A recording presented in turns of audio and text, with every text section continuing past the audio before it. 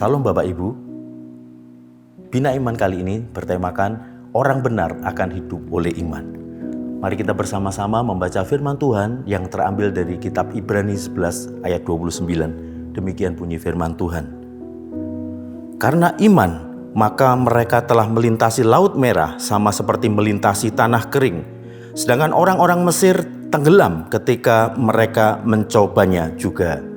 Saudara yang terkasih dalam Tuhan Yesus, dalam nats firman Tuhan yang kita baca hari ini mengatakan bahwa mereka, bangsa Israel, umat pilihan Allah dapat melintasi laut merah sama seperti melintasi tanah kering. Jelas bahwa peristiwa ini merupakan suatu peristiwa mujizat, karya Allah di dalam kehidupan orang percaya. Bangsa Israel diperhadapkan dengan pergumulan yang berat. Mereka dikejar-kejar oleh musuh, hendak ditangkap, hendak dibunuh. Tentu itu bukan merupakan hal yang mudah. Mereka diperhadapkan dengan dua hal pilihan. Takut menyerah pada kondisi atau kalah, atau yang kedua adalah berserah kepada Tuhan dan tetap beriman meskipun mereka ada di dalam penderitaan. Saudara, dalam hidup kita sehari-hari, kita juga sering diperhadapkan dengan persoalan semacam itu. Ada banyak hal yang seringkali membuat kita khawatir, ketakutan, hidup terasa berat, ada masalah kesehatan, ada masalah ekonomi, gangguan pekerjaan, relasi dengan teman, relasi dengan keluarga, relasi dengan teman kerja. Beban persoalan dan penderitaan yang bertubi-tubi membuat damai sejahtera kita kadang hilang. Saudaraku yang terkasih, dalam kondisi seperti ini rasanya pasti sangat berat. Kalau sudah terjebak dalam persoalan itu, banyak orang akhirnya menghalalkan segala cara. Berdusta, berbohong, menutupi kesalahannya, menyembunyikan kebenaran, berbuat nekat karena pikirannya sudah buntu.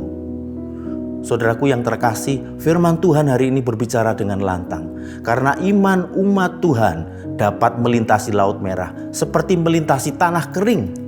Kita pun akan dapat melintasi samudera persoalan di dalam hidup kita itu seperti berjalan di tanah kering. Amin. Jangan menyerah, tetaplah bertahan, bersandar di dalam iman. Ada seorang pendeta Korea yang melayani bertahun-tahun di Indonesia. Dia begitu setia melayani. Namun suatu hari Tuhan izinkan dia mengalami penderitaan yang begitu berat.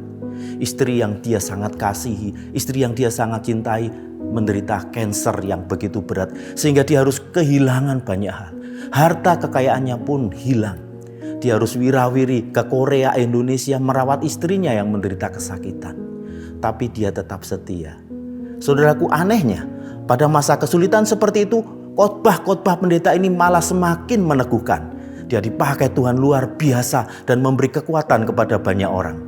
Suatu kali dia berkata di dalam khotbahnya, "Saudara-saudaraku, meskipun engkau berat, sedang mengalami penderitaan bertubi-tubi, jangan menyerah.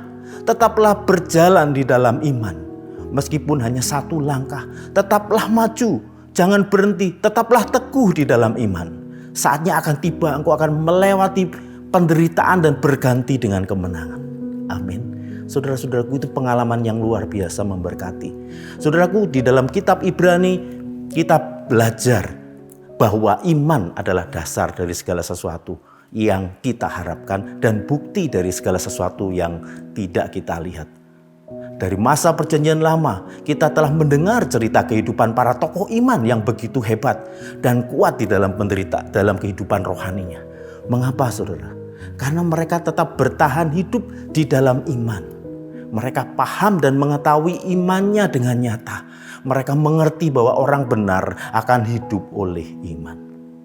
Iman bukanlah keyakinan untuk memaksa Tuhan melakukan sesuatu, tetapi iman adalah ketaatan melakukan petunjuk Tuhan tentang sesuatu yang belum kelihatan.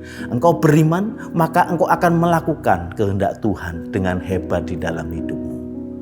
Iman bukan memaksakan sesuatu untuk kepentingan diri, tetapi iman adalah melakukan sesuatu agar hidup kita memuliakan Tuhan. Iman juga bukan hanya merupakan rumusan teori, tetapi iman adalah gaya hidup umat Tuhan yang telah dipraktekkan. Paulus berkata, orang benar akan hidup oleh iman. Dan itu sudah dibuktikan oleh umat Tuhan sejak masa perjanjian lama. Saudaraku yang kekasih, karena iman Abraham taat ketika ia dipanggil untuk berangkat ke negeri yang akan diterimanya menjadi milik pusakanya. Meskipun dia tidak tahu tempat yang akan dia tuju. Saudara yang terkasih, saya sangat bersyukur. Tuhan sungguh baik dan amat baik. Saya tidak pernah tahu kalau pada akhirnya saya akan menjadi seorang hamba Tuhan. Pada waktu saya masih kecil, saya tinggal di antara orang-orang yang tidak mengenal Tuhan. Bahkan sebelumnya keluarga saya juga tidak mengenal Tuhan. Menjadi Kristen di lingkungan tinggal kami di masa itu bukanlah hal yang menyenangkan. Para tetangga memandangnya rendah. Tapi sungguh karena kemurahan Tuhan, keluarga saya diselamatkan. Dari kecil saya mengalami berbagai kesulitan hidup, tetapi justru di situ saya melihat tangan Tuhan yang hebat. Dihina, diolok, diejek, itu merupakan makanan harian saya saat itu karena hidup di lingkungan orang-orang yang tidak mengenal Tuhan. Saudaraku, ketika kita memilih untuk tidak menyerah dan tetap teguh berdiri di dalam iman, meskipun kita tidak tahu apa yang akan terjadi ke depan, hal-hal ajaib bisa terjadi. Amin. Hal-hal yang tidak menyenangkan ternyata dapat menjadi bagian yang sangat diperlukan dalam proses pembentukan kita. Sampai akhirnya saya bersama keluarga mengalami mujizat-mujizat Tuhan. Tuhan menyelamatkan bapak saya, Tuhan menyelamatkan ibu saya dan kakek saya. Bahkan pada akhirnya Tuhan membawa saya menjadi hambanya. Saya percaya kebajikan dan kemurahan Tuhan akan mengikuti aku seumur hidupku dan aku akan diam di rumah Tuhan sepanjang masa dan ini akan terjadi di dalam hidup Bapak Ibu sekalian. Iman berjalan bersama-sama dengan harapan. Hal yang kita harapkan adalah hal yang kita imani. Karena itu hidup dengan iman membuat orang percaya dipenuhi sukacita. Maka imanmu itu adalah sukacitamu. Orang benar akan hidup oleh iman. Amin.